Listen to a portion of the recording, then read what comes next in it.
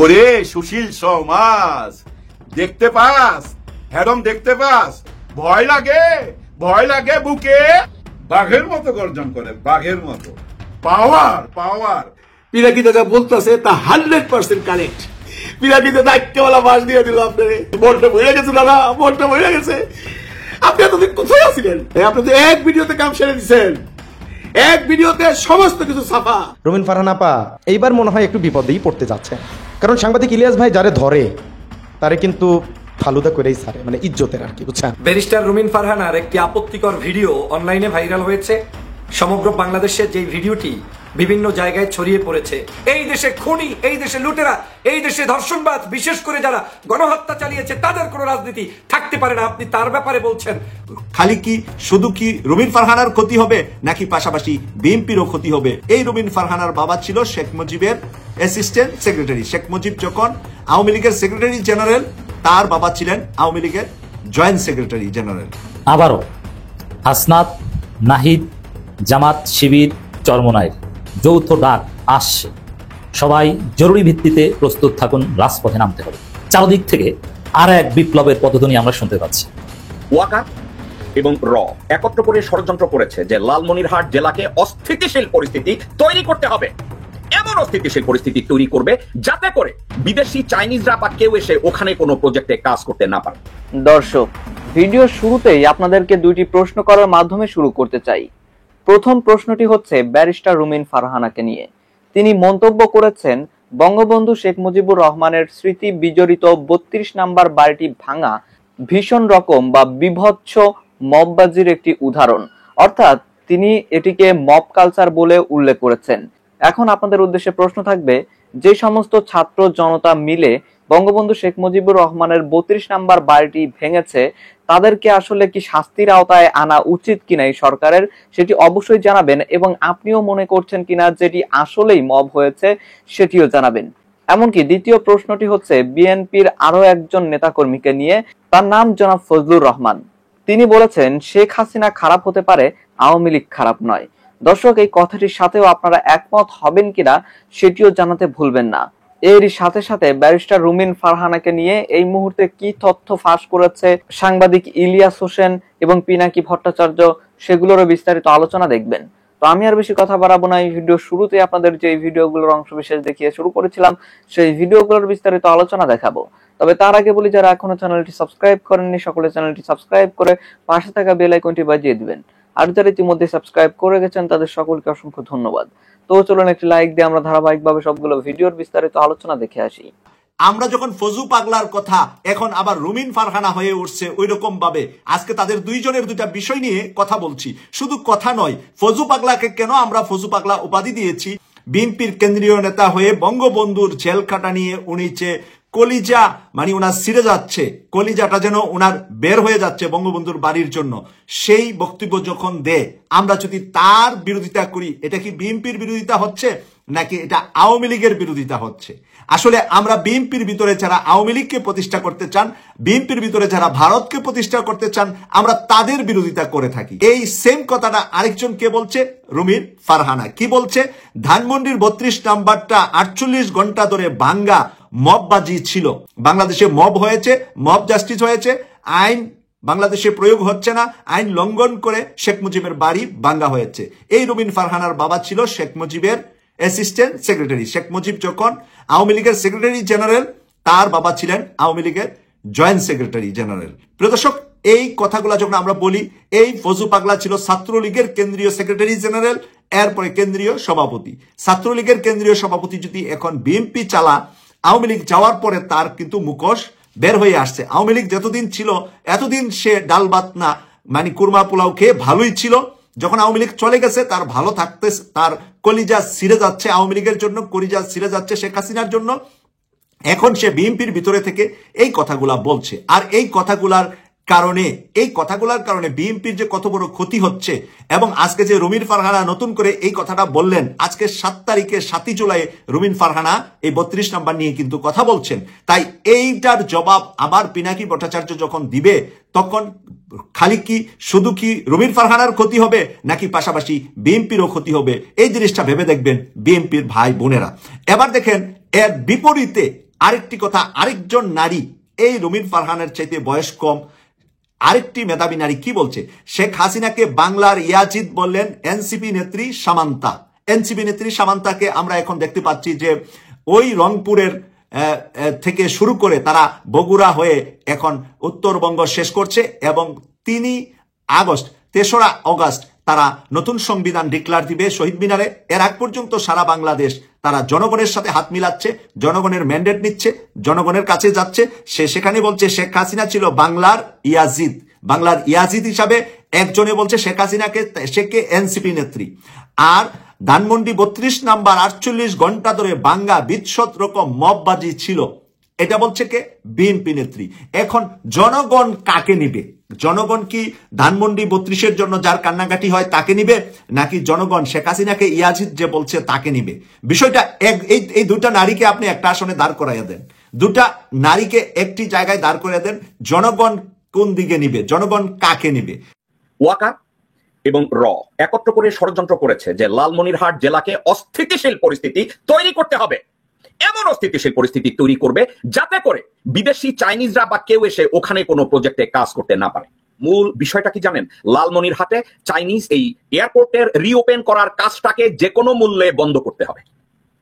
ওয়াকারুজ্জামান বলছে ওখানে চায়নাকে কাজ করতে সে দেবে না। কেন দেবে না? ঠিক ভারতীয় স্বার্থে। ওয়াকারের শক্তি কি? চুপ্পু। ওয়াকারের শক্তি কি? শিরিন শারমিন। ওয়াকারের শক্তি কি?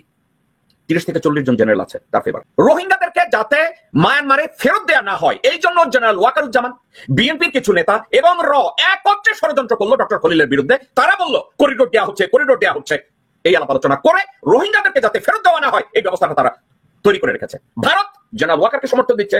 ওয়াকার এবং আরো 30-20-30 জন 40 রোহিঙ্গারা যাতে রাখাইনে ফেরত না যায়, কারণ অলরেডি ভারত ওখানে একটা ট্রানজিট তৈরি করে ফেলেছে। ওখানে মিলিয়ন মিলিয়ন ডলার খরচ করেছে ভারতের ইনভেস্টমেন্টে কাজে লাগানোর জন্য। ওয়াকারের উপরে তারা ইনভেস্ট করছে, ষড়যন্ত্র করছে বাংলাদেশের কয়েকজন জেনারেল মিলে যাতে এই রোহিঙ্গারা আর কোনোদিন রাখাইনে ফেরত যেতে না পারে, কারণ রাখাইনে যদি ফেরত যায় তাহলে ভারতের এই ইনভেস্টমেন্ট মাঠে মারা যাবে। আজকের এই বিষয়টাকে আমি কেন টানলাম অন্য একটা কারণে। আপনারা জানেন, ইতিমধ্যে খবরের কাগজে দেখেছেন যে লালমনিরহাট জেলার পাটগ্রাম এবং হাতীবাঙ্গা থানা আক্রমণের মুখে পড়েছে। বাংলাদেশে এত জেলা এত বিভাগ থাকার পরে রংপুর বিভাগের লালমনিরহাটে হঠাৎ করে এই হামলাটা কেন হলো? আপনারা কি কেউ একবার চিন্তা করতে পেরেছেন? অন্তর্বর্তীকালীন সরকার অর্থাৎ ডক্টর মোহাম্মদ ইউনূস এবং ডক্টর খলিল চিন্তা করলেন চায়নাকে দিয়ে লালমনিরহাটে যে এয়ারপোর্ট আছে এই এয়ারপোর্টটাকে অ্যাক্টিভেট করাবেন, এটাকে অ্যাক্টিভ করবেন। ওটা এখন বন্ধ আছে। চায়নার সাথে আলাপ আলোচনা করলেন, আলাপ আলোচনা অলমোস্ট কমপ্লিট, যে তারা এসে লালমনিরহাটের এয়ারপোর্টে ওটাকে অ্যাক্টিভেট করার জন্য যা যা করার সেটা তারা করবে। ঠিক আছে, তো চায়না এইভাবে প্ল্যান করছে, ওখানে কাজ করবে, সবকিছু ঠিকঠাক। এর সাথে ওয়াকারুজ্জামান বলে বসলো বাংলাদেশের অভ্যন্তরে বিদেশিদেরকে কোনো কাজ করতে দেওয়া হবে না। রূপপুর পারমাণবিক বিদ্যুৎ কেন্দ্রে কি করে বিদ্যুৎ কেন্দ্রে কাজ করছে বলছে বিদেশিদেরকে ওখানে কাজ করতে দেওয়া হবে না। বাংলাদেশের অভ্যন্তরে নাকি সার্বভৌমত্বের ক্ষতি হয়, লালমনিরহাটে ওখানে কাজ করতে দিবে না। দর্শকবৃন্দ, আমি আপনাদেরকে লাইন বাই লাইন আমি বলছি কি বলছে। ভারতের শিলিগুড়ির কাছে চীন লালমনিরহাট বিমানবন্দর পুনর্নির্মাণের খবরের মধ্যে বাংলাদেশ সেনাবাহিনীর সেনাপ্রধান ওয়াকার জানিয়েছে যে তারা কোনো বিদেশি সত্তাকে এমন ভাবে দেশে কাজ করতে দেবে না যা তাদের নিরাপত্তা এবং জাতীয় স্বার্থের ক্ষতি করে। কে বলছে? তারাই বিরোধিতা করে কি করেছে আপনারা কি জানেন? রোহিঙ্গাদেরকে যাতে ফেরত দেয়া না হয়, রোহিঙ্গাদেরকে যেন বাংলাদেশে স্থায়ী করে ভারতের কালাদান প্রজেক্ট রাখাইনে এবং আরাকানে ওটা যেন কমপ্লিট করতে দেওয়া হয়। আজকের এই কথাগুলো কেন বলছি? লালমনির বাংলাদেশে এত জায়গা থাকতে কোন থানায় এভাবে হামলা হয় না। অন্তর্বর্তীকালীন সরকারের আমলে কোনো জায়গায় হামলা হয় না। হামলা হয়েছে কোথায়? লালমনিরহাট থানার পাটগ্রামে। ওয়াকার এবং র একত্র করে ষড়যন্ত্র করেছে যে লালমনিরহাট জেলাকে অস্থিতিশীল পরিস্থিতি তৈরি করতে হবে। এমন অস্থিতিশীল পরিস্থিতি তৈরি করবে যাতে করে বিদেশি চাইনিজরা বা কেউ এসে ওখানে কোনো প্রজেক্টে কাজ করতে না পারে। তো কি করেছে? একটা অজুহাত তৈরি করেছে। ভ্রাম্যমাণ আদালতে কে কোন জায়গা দিয়ে সাজার জন্য সাজা দিচ্ছে, এই জন্য থানায় আক্রমণ করছে, অমুক জায়গায় এটা করছে, এই জন্য থানায় আক্রমণ করছে। দর্শকবৃন্দ এবং বাংলাদেশি ভাই ও বোনেরা, এটা জাস্ট একটা ন্যারেটিভ তৈরি করেছে। মূল বিষয়টা কি জানেন? লালমনিরহাটে চাইনিজ এই এয়ারপোর্টের রিওপেন করার কাজটাকে যে কোনো মূল্যে বন্ধ করতে হবে। এখন আপনারা খবরের কাগজে পড়েছেন পাটগ্রাম এবং হাতীভাঙ্গায় এ ধরনের আক্রমণ হয়েছে, এটা বোধহয় নর্মাল না। দর্শকবৃন্দ, আপনাদেরকে একের পর এক আমি সত্য কথাগুলো যখন বলি হারিয়ে যায়।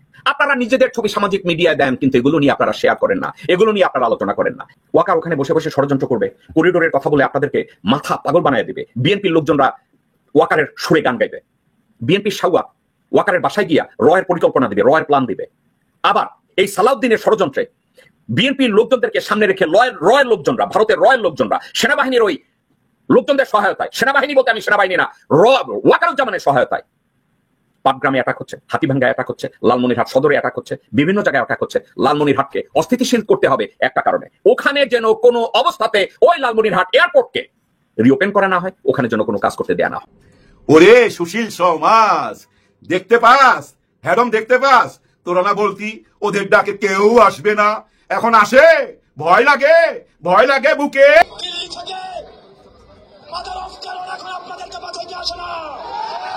আমরা টিভি হারুনের শাসন দেখেছি, আমরা বিপ্লবের শাসন দেখেছি, আমরা হাবিবের শাসন দেখেছি, আমরা বেনজিরের শাসন দেখেছি। আপনারা বেনজির হয়েন না, আপনারা বিপ্লব হয়েন না, আপনারা টিভি হারুন হয়েন না, টিভি হারুন হয়েন না। বাঘের মতো গর্জন করে, বাঘের মতো। কারা জানি বলতো যে এনসিপির পোলাপান যদি ডাক দেয় 10টা পোলাপান তো আসবে না, ওদের ডাকেতে এখন কেউ আসে না। বিভিন্ন টক শোতে যায় ওই যে ব্যঙ্গ করতেন যে আপনারা, হ্যাঁ আপনাদের বলছি, আপনারা বলতে ভাই আপনারা না, ওই যে ওরা যারা বুদ্ধিজীবী বিভিন্ন টক শোতে যায়, আরে এই এনসিপির হাসনাত আব্দুল্লাহ ডাকলে কি 10টা লোক আসবে? ওদের ডাকে এখন কেউ আসে না। ওইখানে জনগণের চেয়ে বেশি প্রেস থাকে এবং প্রেসকে নাকি চাপ দিয়ে নিয়ে যায় ওরা, ওদের এখানে যাইতে বাধ্য করে। ওদের এখন কোনো 2 পয়সার দাম নাই। ওরে গাধা, ওরে গাধা, সময়ের অপেক্ষা কর, মাত্র তো শুরু। আমার মন চাই কি জানেন, ওই বুদ্ধিজীবী গুলারে কানে ধইরা না এই যে এনসিপি পিছে পিছে হাঁটাইতে দেখাইতে, দেখ যেখানেই যাচ্ছে সেখানে কত মানুষ। হ্যাঁ দেখেন, একদম নতুন দল, নান্না মুন্না বাচ্চা দল, মাত্র জন্ম হয়েছে, এখনো নাম রাখে নাই, নাম রাখছে মানে রেজিস্ট্রেশন হয় নাই নাম। চিন্তা করেন, এখনই সবাই মুখে মুখে। আমি দেখলাম এক মা এভাবে হাসনাত আব্দুল্লাহকে না এভাবে আদর করতেছে, জানেন, গালে ছুঁয়ে এক মা দেখতেছে। ভাই এরাই তো ছিল জুলাই সৈনিক, ওরা এগুলো ভিডিও তো দেখছে, ওদেরকে আজকে সামনাসামনি দেখতেছে। গ্রাম থেকে গ্রাম, শহর থেকে শহর, পদযাত্রা, সারা বাংলাদেশ ঘুরবে ভাই, সারা বাংলাদেশ ঘুরবে। হায় হায়, নাটোরে দেখলাম এক বোন, উনি শারমিন, কি শারমিন জানি নাম, যাই আমার হাতে নামটা মনে নাই, সে যে বক্তব্য রাখতেছে ভাই, হায় হায় হায়, বাঘিনী বাঘিনী, নাটোরের পুরা ইতিহাস তুলে ধরছে। যেখানে যাচ্ছে, যে শহরই যাচ্ছে, ওই শহরের ইতিহাস জানা তো তাদের। কারণ কি জানেন, এরা লেখাপড়া করা তো, আপনারা জানেন নিশ্চয়ই, শিবিরে যারা আছে শিবিরের, এরা ভাই মেধাবী, সব মেধাবী। ওইখানে কোনো চাঁদাবাজ পাবেন না, কোন রকম ওই যে ঘুইরা ঘুইরা ফিল্ডিং মারা ছেলে পেলে পাবেন না, সিগারেট খাওয়া পাবেন না, সিগারেট খাওয়া কাউকে পাবেন না। আরে ওই যে চরমনাই, ওইখানে এক বিড়িওয়ালা, চরমনার যে অনুষ্ঠান হয়ে গেল সরোয়ার্দী উদ্যানে, ওইখানে এক বিড়িওয়ালা বলতেছে যে ভাই আমার ব্যবসা একদম মাটি, কোনো ব্যবসা হয় নাই, কারণ ও কোনো বিড়ি সিগারেট বেচতে পারে নাই, কেউ কিনেও নাই। এক পানওয়ালা বলতেছে ভাবছিলাম এখানে সবাই পান খাবে, কেউ পান খায় নাই, কারণ পান খায়া পিক কোথায় ফেলবে, ওইটা তো নিয়ম নাই, ওটা তো নিয়ম মাইনা চলে। দেখেন না, অনুষ্ঠান শেষ করে যাওয়ার সময় যদি ময়লা ফেলে, ওই ময়লাগুলো কুড়ায় নিয়ে চলে যায়, যেমন মাঠ তেমন থাকে, সবুজ মাঠ সবুজই থাকে। কারণ কি জানেন, নিয়ম মেনে চলা। হ্যাঁ, ওই যে লিডার যেটা বলবে সেটা শুনতে হবে এবং সেটা পালন করবে, লিডারকে ফলো করে। আর অন্য দলের লিডাররা যা বলে, মাঠ পর্যায়ের লোকগুলা সেগুলো শুনতেছে না, চিৎকার করতেছে, বারবার বলতেছে যে তোমরা এগুলো থামাও, নিজেরা নিজেরা মারামারি করো না। আজকে মির্জা ফখরুল সাহেব একটা অনুষ্ঠানে দেখলাম, হায় হায়, উনি মেজাজ হারায় ফেলায়, একবার ধমক দিতেছে একে, একবার ধমক দিতেছে ওকে, বলতেছে তোমাদের ধৈর্য নাই। আসলে ওনার নিজেরই ধৈর্য নাই, ওনার মাথা গরম হয়ে যায়, বকা দেয়। একবার তো দেখছিলাম একজনের মারতে, হ্যাঁ, রাস্তার মধ্যে, কারণ রোদ তো উপরে, বুঝছেন, মাথা গরম হয়ে যায়। তো আসলে উচিত কি জানেন, ওই যে সাবজেক্ট যারা আছে, ওস্তাদের মাথায় ছাতি ধরার দরকার, তাই না? এই রোদ মাথায় পড়লে মাথা তো গরমই হবে। যাই হোক, মাথা গরম কইরা অনেক কিছু কইরা ফেলাইছেন, মাথা গরম কইরা অনেক ভুল কথা বইলা ফেলাইছেন। দেখেন, জুলাই গণ অভ্যুত্থানটাকে আবেগ বইলা চালাইয়া দিলেন, এর কোন সংবিধানে জায়গা হবে না বইলা দিলেন। এগুলো বইলা কত বড় দূরত্ব তৈরি করলেন। এখন জানেন হ্যাডমের ব্যাপার, এই দেশের ভাই, এই দেশের নীতি আদর্শ আপনার যত কিছুই থাকুক, আপনি যত রকম আদর্শবাণী হন না কেন, কিন্তু আপনি যদি দুর্বল হন, যদি অন্য দল মনে করে যে আপনি দুর্বল, তখন কিন্তু চাইপা করবে ভাই, ঘাড়ে চাইপা করবে। আর আপনি যদি মাঠ পর্যায়ে হ্যাডম দেখাইতে পারেন, তখন কিন্তু অনেকে মনে করে যে না আমার ভোট নষ্ট হবে না, আমি এদেরকে ভোট দিব। কারণ কি জানেন, ভোট পচাইতে চায় না অনেকে। আমাদের দেশে এরকম অনেকে আছে মন মানসিকতা যে ভাই যারা হারবে ওদেরকে কেন ভোট দেবো, যারা জিতবে ওদেরকে ভোট দিব। আর জিতাটা দেখাইতে হবে কোথায়? মাঠ পর্যায়ে। মাঠ পর্যায়ে যে ক্ষমতা দেখাইতে পারবে, যে হ্যারম দেখাইতে পারবে, জনগণ তাদের সঙ্গেই থাকবে। এই যে এনসিপি পদযাত্রা শুরু করলো ভাই, এটা কিন্তু ইউনিক একটা ব্যাপার হয়েছে। আগে কিন্তু আমি বুঝি নাই, যখন পদযাত্রা প্রথম শুরু করে আমি ভাবছিলাম কেমন সারা পায় আল্লাহ জানে, বেজ্জতি না হয়। কারণ কি জানেন, এই যে এইসব বুদ্ধিজীবীদের, এইসব চামারদের কথা মাথার মধ্যে ঢুকে গেছে তো। কারণ এরা তো উচ্চ শিক্ষিত, এরা কেন বলতেছে ওদের ডাকে কেউ আসবে না? সবাই কি জুলাই গণ অভ্যুত্থানকে ভুলে গেল? না, এই দেশের মা বোনরা ভুলে নাই, কেউ ভুলে নাই ভাই। এই যে 3 কোটি ইয়াং জেনারেশন আছে না, যারা নতুন ভোটার, ওরা কি করবে জানেন? ওদের মাকে বাবাকে বলবে যে বাবা ভোট দিতে হবে এখানে, মা ভোট দিতে হবে এখানে, মা বোনকে বলবে বোন এখানে ভোট দে। নতুন একটা বাংলাদেশ গড়ি আমরা। আমরা তো অনেককেই দেখছি, নতুন কিছু দেখি, তাই না? নতুন কিছু দেখতে হবে। এবং মঞ্চে দাঁড়ায় যেভাবে এই যে হাসনাত আব্দুল্লাহ কিভাবে বললো, তোমরা কেউ হারুন হইতে পারবা না, বেনজির হইতে পারবা না। দেখেন, বেনজির হইতে না করছে, হারুন হইতে না করছে, বিপ্লব হইতে না করছে, তাদের চরিত্রটা আমরা জানি। তাদেরকে বলছে, পুলিশ প্রশাসনকে বলছে। এই ইয়াংদের সোজা কথা, তোমরা কারো দশ হইতে পারবে না, কারো দলের কথা শুনতে পারবে না, এমনকি আমার এনসিপির কথা শুনতে পারবে না, জামাতের কথাও না, বিএনপির কথাও না, কারো কথা না। আইন যেটা বলবে সেটাই করতে হবে। যেখানে যেখানে চাঁদাবাজি হইতেছে, এগুলো আমরা ভিডিও দেখতেছি, কেন পুলিশ যাচ্ছে না? কেন গায়ে ধরতেছে না? কেন এই সাবধানতা? কেন এই সাবধানবাড়ি দিচ্ছে নাহিদ ইসলাম, হাসনাত, সার্জিস, পাটোয়ারি কেন দিচ্ছে? শুধু মুখেই কি দিচ্ছে? না, কর্মকার্য দেখায় দিবে। এদেরকে ভাই কিনতে পারবেন না। এই যে অনেকে আইসা টক শুতে বলেন না, এরা টাকা মাইরা দিচ্ছে, এদের কাছে এত টাকা আছে, ওই আছে, সেই আছে। আরে প্রমাণ করেন, প্রমাণ করেন। প্রমাণ করতে পারবেন না। আবারও হাসনাত, নাহিদ, জামাত, শিবির, চরমনাইর যৌথ ডাক আসছে। সবাই জরুরি ভিত্তিতে প্রস্তুত থাকুন, রাজপথে নামতে হবে। চারদিক থেকে আর এক বিপ্লবের পদধ্বনি আমরা শুনতে পাচ্ছি। আমিরে জামাত বারবার মিনিটে মিনিটে তার নেতাকর্মীদের সতর্ক করছেন, প্রস্তুত থাকতে বলছেন যে না। আমিরে জামাত বলছেন দেশের আকাশে কালো মেঘ, এটা ঘন হচ্ছে। আবার সেই নতুন ফেসিস্টটা পুরনো ফেসিস্টদের স্টাইলে নির্বাচন করতে চায়। 14, 18 এবং 24 মার্কা নির্বাচন হতে যাচ্ছে বাংলাদেশে। ঠেকাতে হবে। জুলাই নাকি আবেগ, এবং বিএনপি নেতারা এখন জয় বাংলা স্লোগান দেয়। বিএনপি নেতারা, বিএনপির চেয়ারপারসনের উপদেষ্টা ফজু পাগলার নেতৃত্বে ধানমন্ডি 32-এ ফুল দিতে যেতে চায়। মুজিব বন্দনা করে। তারেক রহমান চেয়ে চেয়ে দেখেন। জুলাইকে আবেগ বলেন, যে জুলাই কোনো আইনি ভিত্তি নেই, এটা আবেগ, এর কোনো এটা সংবিধানে থাকতে পারে না। অতএব দর্শক, এই সব পরিস্থিতিতে ইউনূসের কথা ছিল যে জুলাইয়ের মধ্যেই জুলাই সনদ ডিক্লেয়ার করবেন, কিন্তু সেটা তো হচ্ছে না। হলেও সেটা কোনো কার্যকারিতা থাকবে না, যেহেতু ঐক্যমতের ভিত্তিতে হচ্ছে না নিশ্চিত। জুলাই সনদ এখন রাজপথে গড়াচ্ছে। চুপ্পুকে বর্ষপূর্তিতে সরাতে হবে, নতুন রাষ্ট্রপতি লাগবে, সেনাবাহিনী সংস্কারের দাবি উঠছে। কারণ রাজনীতিতে সেই পুরনো হিসাব নিকাশ। তো এইটা কি বিপ্লবীরা মানবে? তরুণরা মানবে? নাহিদ হাসনাতরা কি মানবে? সার্জিসরা মানবে? আক্তাররা মানবে? নেভার। নাসিরুদ্দিন পাটোয়ারিরা মানবে? জামাত শিবির মানবে? মানবে না। কারণ কি? যদি সেই ভারতের কাছে ইউনূস মাথা নত করে আতাত করে চলে যান, যেটা হয়তো অলরেডি করেছেন, আমরা লক্ষণ দেখতে পাচ্ছি, সেই পুরনো বৃত্তি যদি রাজনীতি আটকে থাকে, তাহলে তো এই নাহিদ, আসিফ, হাসনাত ওদের ফাঁসি হবে, সাদিক, ক্যাম, ফরহাদের ফাঁসি হবে, ওদেরকে ক্রস ফায়ার দিয়ে হত্যা করে ফেলবে। কারো লাশ পাবেন বুড়িগঙ্গায়, কারো পাবেন শীতলক্ষায়, কারো লাশই পাবেন না, কাউকে পাবেন ভারতে, কাউকে পাবেন আয়না করে, কারো কারো ক্ষেত্রে শুনবেন যে অমুক হোটেলে অতিরিক্ত মদ্যপানে নিহত, কাউকে কাউকে শুনবেন যে নারী সহ অমুক দ্বারা গণদলাইতে নিহত। এভাবে সবগুলোকে হত্যা করবে বিপ্লবীদের। তো বিপ্লবীরা জীবন বাঁচাতেই এগুলো মানবে না। তারা নতুন আরেকটা বিপ্লব করবে, যে বিপ্লব হবে, আসলে হাসিনা পালিয়েছে কিন্তু হাসিনার পতন হয়নি। তো হাসিনার পতন ঘটাতে হবে। পালিয়েছে কিন্তু পতন হয়নি। বিএনপির উপর ভর করছে, কারণ ভারত বিএনপিকে ম্যানেজ করে ফেলেছে, এমনকি বিএনপি চাপ দিয়ে ইউনূসকে ম্যানেজ করে ফেলেছে।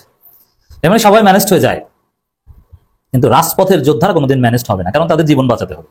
এজন্য পরিস্থিতি যেদিকে যাচ্ছে, এই হাসনাত, নাহিদরা, এনসিপি, জামাত, চরমনাই ঐক্যবদ্ধভাবে রাজপথে আন্দোলন করবে, আরেকটা বিপ্লব ঘটাবে। গেট রেডি, এটাই অনিবার্য। নাহিদ ইসলাম বলছেন স্বাধীনতা এনেছি, সংস্কারও আমরাই আনবো। নাহিদ ইসলাম, স্বাধীনতা এনেছি, সংস্কার আনবো, এর মানে যুদ্ধ করতে হবে, এটা এমনিতে আসছে না। জুলাই সনদ নাহিদরা ঘোষণা করবেন, এর মানে কাজ হচ্ছে না, ঐক্যমত কমিশন এটা ধুনছে, ব্যর্থ। দর্শক, আমি আশা করছি আপনারা সকলে অত্যন্ত মনোযোগ সহকারে সবগুলো ভিডিও দেখেছেন। এমনকি দর্শক, যদি এই ভিডিওগুলো সম্পর্কে আপনাদের কোনো মতামত থেকে থাকে, তাহলে তো অবশ্যই জানাবেন।